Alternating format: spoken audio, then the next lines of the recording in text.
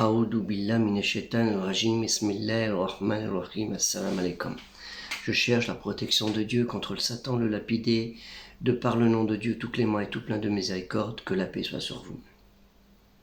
Pensez à liker la vidéo, la partager et souscrire, et aussi à participer au projet culturel musulman universel qui a commencé du 1er novembre au 31 décembre de cette année, Inch'Allah, soit 2 € par personne une seule fois pour cette quête et 200 € par association culturelle musulmane. En France, donc 426 ont été prévenus et j'ai toujours pas eu de réponse en retour, non pas de l'argent, mais de la réponse s'ils allaient faire la quête et mettre la fiche dans leur lieu associatif, comme je l'avais demandé. Musulmans, français de souche ou pas, que voulons-nous réellement pour notre pays, la France? Avons-nous le droit de se revendiquer français et être fiers de ce pays, avec le respect qu'il se doit de nos droits acquis et de nos devoirs de citoyens, ainsi que de tout le respect des citoyens de ce pays, qu'ils soient musulmans ou pas? Il est souvent reproché aux musulmans de souche, dit les convertis, mot que je n'aime pas trop, pas du tout même. Je dirais plutôt les croyants dans l'obéissance de l'obédience, le musulman, le musulman, que je nommerais point barre. Et cela sans à nous justifier de notre origine raciale, du moment que nous en sommes devenus des craintifs avec amour en Dieu seul et unique, non engendré et qui n'a pas engendré. Même si pour certains de ce clan très fermé des Ikhwan Muslimun el-Faransiyoun, qui sont dans le déni de leur part, parfois par leur fougue en matière de religiosité, plus dans le prosélytisme que dans la foi du respect de l'autre, de refuser leur propre identité nationale, celle du refus de la France en tant que nation telle, avec sa liberté, égalité, fraternité, laïcité, comme ils le disent, ou comme ils le pensent. Toutefois, tout en profitant quand même à tous les niveaux sociaux, et souvent pour certains, voire vivre à l'étranger et se faire déclarer en France pour profiter de la générosité française. Faire leur hijra, comme ils disent. Mais il y a une hijra, mais il ne faut pas perdre l'argent de cette France mal aimée, mal désirée, et qu'on ne veut plus voir. Faut pas le dire. Désolé, je ne suis pas de ceux qui se cachent et qui vivent dans un monde qui n'est pas le mien, celui de l'hypocritement religieux et moralement parlant. On ne crache pas en propos acerbes sur l'État France, la main généreuse qui t'aide. Heureusement, Dieu merci, alhamdoulilah wa shukranillah, ils ne sont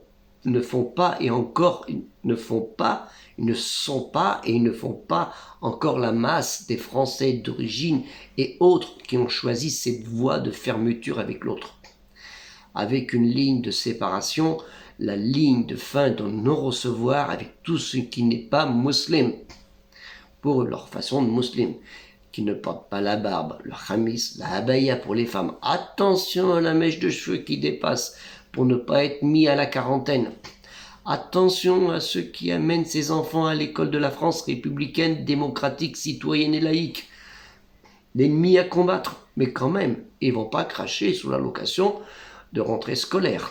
En bref, ces Ikhwan Muslimun el-Faransiyoun ont créé leur propre loi contre la loi de ce pays, à savoir renier l'authenticité de leur origine et l'identité française de leur citoyenneté républicaine et démocrate, étant pour eux ce symbole anti-religieux.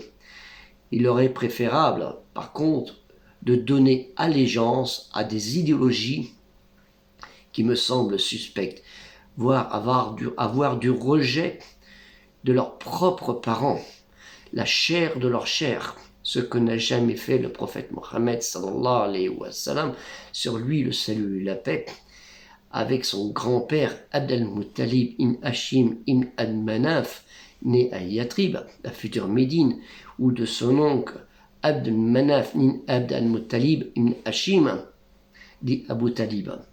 Je les invite pour cela à relire le Sahih al-Muslim, tome 9, livre 46, le chapitre 1 à 4, entier sur le mérite envers les parents. Je les invite aussi à lire Mahomet par Maurice Godefroy de Montbine aux éditions Albin Michel, qui a été édité en 1957, de la page 498 aux suivantes, sur la foi et les devoirs du croyant, dont les références sont prises chez les meilleurs savants musulmans, et ainsi que le livre qui s'appelle Mohammed de Roger Caratini aux éditions Archipoche sur l'entrée du prophète Mohammed à la Mecque entre 629-630 et sur le comportement de celui-ci, du prophète Mohammed sallallahu alayhi wa sallam, et de ses compagnons contre leurs anciens ennemis. Et ça, vous le trouverez dans son livre, page 567 et suivante. Et bien d'autres références, bien sûr, encore.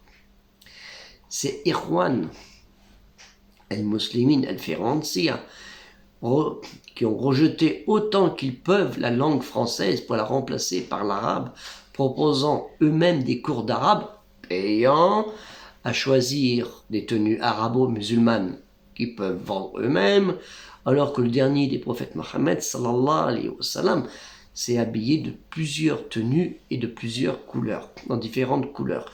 Voir au sujet de l'imitation du prophète le verset 3, Al-Imran, la famille de Amran, au verset 31, dit: si vous vous trouvez aimé Dieu, suivez-moi, Dieu vous en aimera, alors il vous pardonnera vos péchés.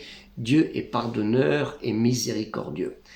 Qul in kuntum tuhibbuna Allah fa'attabi'uni yubbikumu Allah wa yaghfir lakum dunubakum wa Allahu ghafurun rahim. Ce verset, en fait, était relatif à la délégation des chrétiens du Najran, 70 personnes et 14 notables, qui étaient venus voir le prophète Mohammed à propos de la discussion sur Jésus, fils de Marie, voir la Sira Ibn Hisham. Et vous trouvez dans la sourate 33, Al-Hazab, les coalisés, au verset 21, il y a pour vous en l'envoyé de Dieu un beau modèle pour quiconque en espère Dieu et au dernier jour et invoque Dakara, Dieu fréquemment. Laqad kana lakum fi rasuli Allahi uswatun hasanatun liman kana yajru Allah wa al-yawma al-akhira wa dakkara Allah katiran. Je les invite aussi à relire la Déclaration des droits de l'homme et du citoyen du 24 août, si je me souviens bien, 1789, pour voir ce que la France propose pour ceux qui pratiquent ou ceux qui ne pratiquent pas.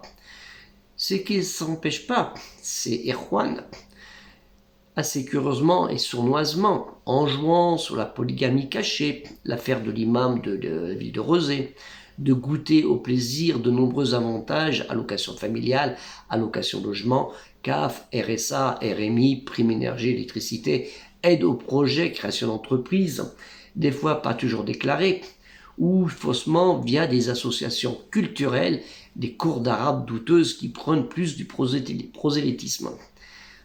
Et le somnum, voire percevoir la fameuse prime de Noël qui a été versée dernièrement, l'ultime insulte à leurs yeux que leur offre cette laïque républicaine, démocrate et citoyenne. Cela, naturellement, tous ces avantages, ils ne trouveront sans doute jamais ailleurs, même en terre d'islam, comme ils le disent souvent, bien que, oh Allah Ta'ala le Très-Haut, pour qui, lui, la terre d'islam est toute la terre de la vie de l'humanité, et que son nom est prononcé en tant que divinité unique. Il est malheureusement aussi de ceux, et c'est un peu dommage, des générations dites d'origine étrangère, qui sont tout aussi français que moi. Eux, nés en France comme moi, nés en France, et qui malheureusement ne se sentent pas français ou uniquement français de papier, pour diverses raisons. Et pour qui la loi et ses textes ne sont que secondaires, car il n'y a que la loi de Dieu qui compte. Obéissez à Dieu, à ses prophètes et à ceux qui ont le pouvoir. Que ce petit document bleu, cette carte bleue de nationalité française qui cache un rejet de l'identité nationale par un communautarisme acerbé, préférant s'approprier des mini-territoires de petits califats fermés sous l'autorité d'un émir autoproclamé.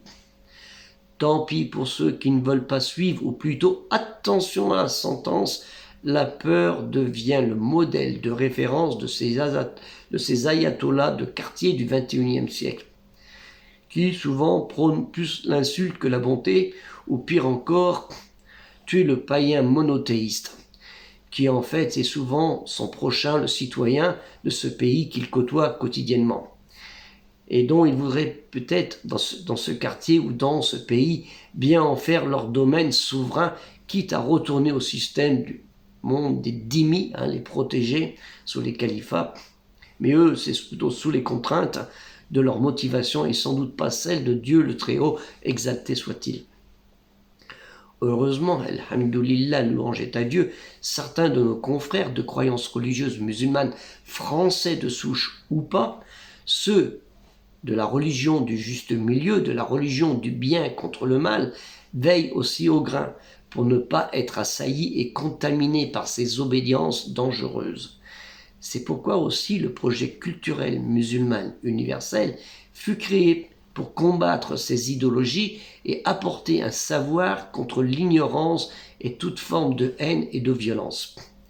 La foi est un don gratuit de Dieu qui vient de la volonté de l'humain dont Dieu a accordé la connaissance et qui le mène à la voie droite qui a été montrée jadis par ses anciens prophètes, Abraham, Jacob, Moïse, David, Salomon, Jésus, et jusque-là, jusqu'au dernier de ceux-ci, Mohammed, qui en fut le parachèvement de la mission parole de Dieu, Kalimati Allah. Notre religion est une religion de tolérance, de paix, de solidarité, et non de contraintes, fût-ce dictées par un ou des mortels illuminés, car notre devise devrait être « Dieu le Très-Haut, exalté soit-il, est le maître de la terre » et pas eux. Que la paix soit sur vous. Assalamu alaikum.